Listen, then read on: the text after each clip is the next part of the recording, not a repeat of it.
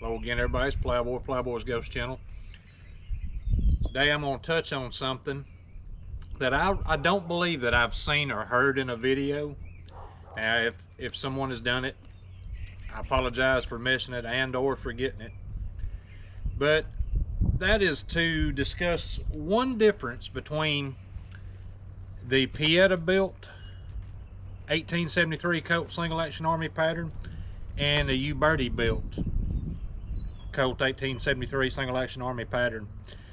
And I'm going to unload these real quick, and then I'm going to bring you over to the tailgate. So it's going to be kind of a tailgate talk, kind of a tailgate exhibition. Yeah, and then I'll bring you over here and we'll talk about it. Okay, so what I'm going to discuss today, if I can keep my shadow out of this as much as possible, is over here we have the Cimarron Frontier 45 Colt, of course. And here we've got the Cimarron, of course this is the Pieta built model. This is the Cimarron's Uberti built. This is their old model, as you can tell, because it's got the screw retained base pin instead of the plunger, as this one does. And yes, both of them are unloaded. I just did that. There's ammo. All right, one thing that, of course, you know, there are differences because this is an old model frame and this is a new model frame. And by the way, I cut some of, or ground some of the base pin off on this one at the back of it so that I could seat that one deeper, closer to what an original Colt would be. And I like that pretty well. I may eventually do it on that Uberti too. I just haven't got to it yet. This one is the one that I put a little wear on the finish, and now y'all are getting to see it glint in the sunlight, because while I'm trying to avoid the wind noise and brought the truck over here on the other side of the camper, as you can see, flags flapping in the wind. While I'm trying to avoid the wind noise, I have inadvertently put a shadow in the wrong spot.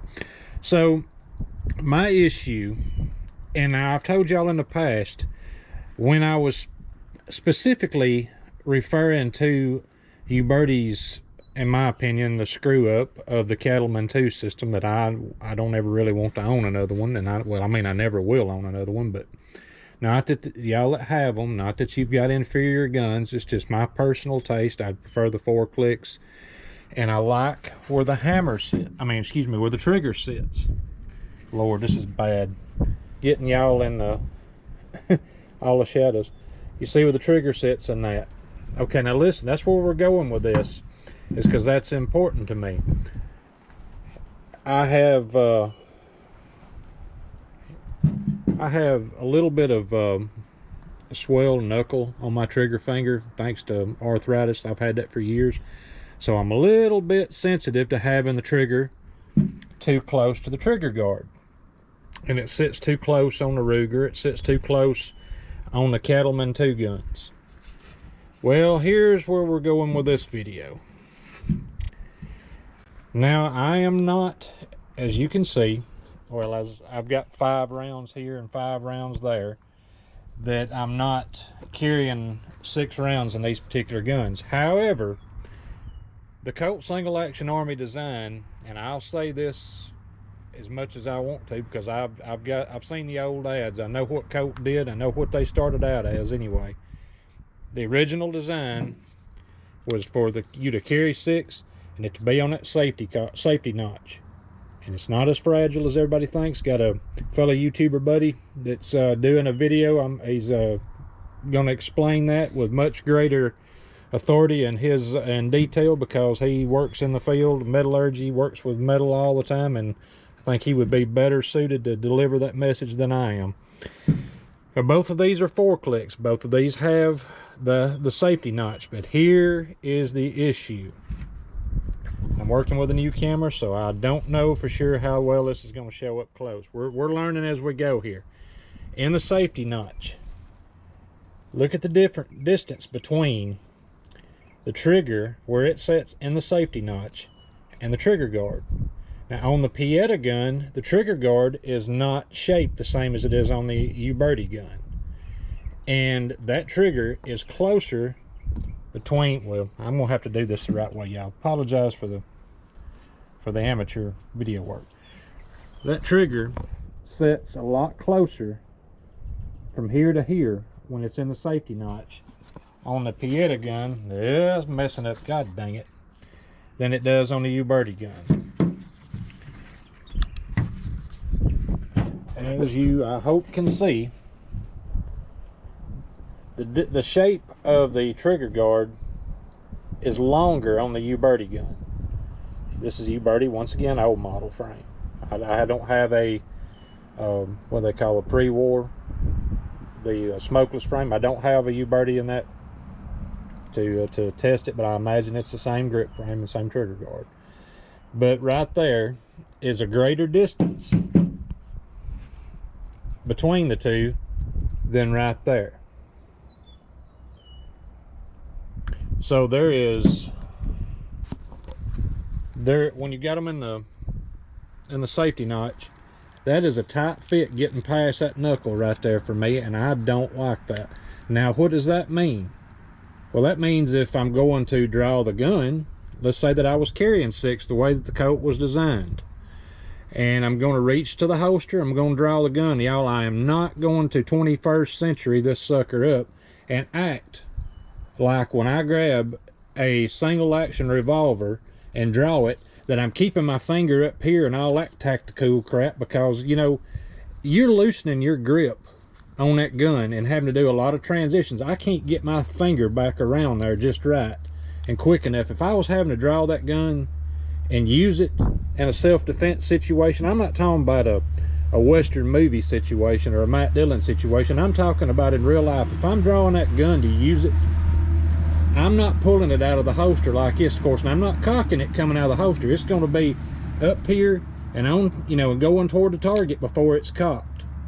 But now my finger is going to be in that trigger guard, and as long as it ain't cocked, that gun's not going off. So everybody that's, you know, a little extra sensitive to that, y'all just going to have to either get over it or go back to carrying your, you know, your striker fire Glocks with no safety, you know, and to keep you from pulling the trigger on a live round, if it makes you feel safer. It don't me.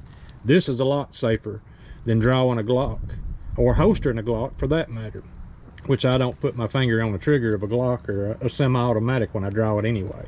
But on this right here, this is a different beast.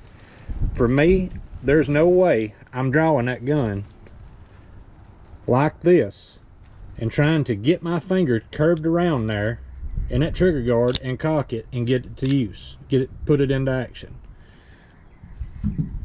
With this one, if it's in the safety notch, I got to fix the little screen saver where the screen goes off on my camera. If when I go to draw this, if this one was in the safety notch, I've got a lot more room in there between the trigger and the trigger guard. So that's just one of the things. You know, it may be just something that really don't matter to anyone else. And I guess if you're not ever going to carry it in a safety notch, then it's not going to matter to you.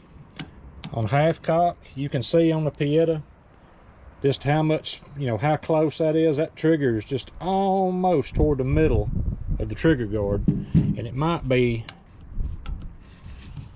very obvious that there's a lot more trigger guard space in front of the trigger and the trigger guard on that U-Birdie. So once again, that's probably small taters, but that is a difference, and it's something that every time, even though I love this gun, now this is one I'm carrying most of all, this Pieta built Cimarron, that is something I notice every single time I draw this gun, or every time I grab this gun and put it in the safety notch or put it in half cock. See, right now it's in half cock, and I actually have a little bit of a hard time. I got to turn my hand just a certain way to get my finger out of the trigger guard, because there's so little room between the trigger and the trigger guard. So there's y'all a little bit of a rant, and well, sort of.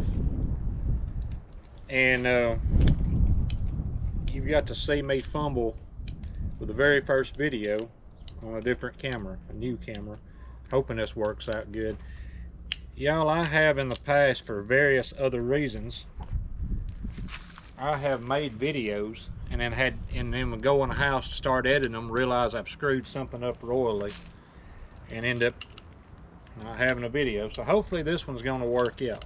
Hopefully this camera's going to work out, since, well, you can See, I bought it. I didn't steal it or rent it. GoPro Hero 9 for what it's worth, and I'm just beginning. I've had to work myself into a headache trying to see that little screen to change some of the settings that's on it, and I know there is a lot more to be had in that camera based on what I've seen. So I'm going to work with it. Hopefully I'll get better at it and be able to bring you something that's more worth watching, or at least you feel like it's yours. Maybe you'll find something to enjoy in it. I appreciate y'all watching. If you haven't subscribed, please do.